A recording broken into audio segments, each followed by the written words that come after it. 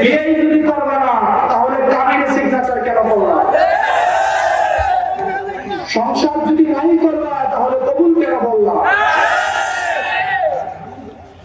কবুল যেহেতু বলেছেন, কাবিনে যেহেতু সিগনেচারও করেছেন, আপনাদেরকে সংসারও করতে হবে।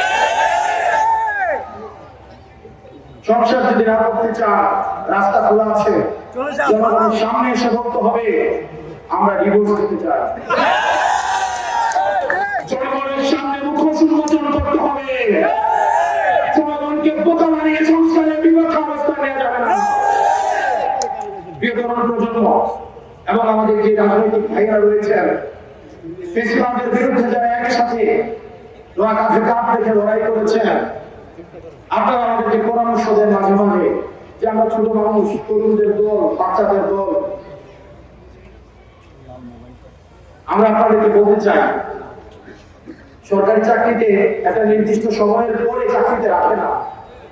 এই কারণেই রাখে না, হয়তো তারা সিদ্ধান্ত সঠিকভাবে নিতে পারবে না, হয়তো বয়সের ভারে, অভিজ্ঞতার ভারে কাজ করতে করতে তারা ক্লান্ত হয়ে যায়।